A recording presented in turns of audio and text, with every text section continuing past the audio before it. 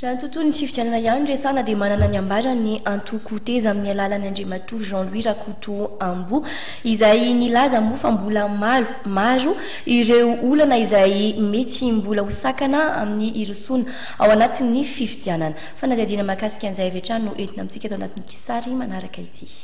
Tsy mbola feno ny fepetra fa manantanteraka fifidianana ara-demokratika araka ny hevitr'Andriamatoa Jean-Louis Rakotomambo avy amin'ny antoko teza.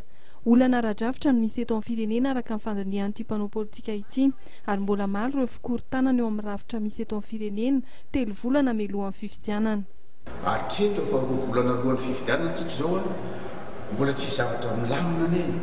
Ny senita au niveau communal mbola tsy tafapetraka akory. Io zao ny CES zay neritreretinao mba tsara tsy miangatra akory dia fa miangatra sady izy io. Jerenao ary amin'ny senita vokatra io zavatra mikorotandrotana io tsisy na zavatra indray mbava izy mba teneniny akory. Jerenao any amin'ny gouvernement tafandrivotra ny ministre sy ny prime ministre sasany milaza fa zao izy ny prime ministre milaza fa zao izy. Jerenao aty amin'ny pré-campagne izany ve ny irosona amin'ny élection. Ho an'ny antoko teza dia ny vahaolana nafoanana ny fiverimberenan'ny krizy ny tokony jerena mialohan'ny irosona amin'ny fifidianana.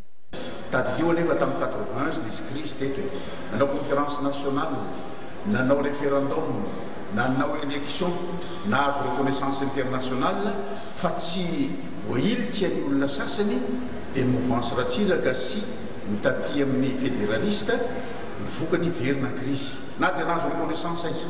Tamin'ny 97 président ratsiraka nanao constitution régime présidentiel fort à sa manière fa ny sisa rehetra voailika nanao référendum nahazo reconnaissance internationale fa verina ny crise satria voilika ny rehetra. Tamin'ny 2002 président Ravalomanana nanao élection anticipée na député nahazo reconnaissance internationale zany élection zany fa voilika ny sasany verina crise. Dia mbola izay foana no atao amin'izao fotoana izao mbola misy faniliana be ne izao dia izao nefa dia roso amin'izany élection zany mbola tsisy zavatra fanarahana tsara akory dia tsy maintsy crise indray. Zay tsy te hena amin'izany crise zany intsony tokony hofanana tanteraka amin'izay zany crise zany mba tsy verimberina intsony mba tokony hanana stabilité tsara ny firenena zay no mahatonga hoe tsaratsara kokoa ary tongotra pirenena ny famelanoa dia miady hevitra tsara ametrahana fototra démocratique eto mba hanaovana refondation de l'état et de la république zay ho mandeha any amin'ny élection.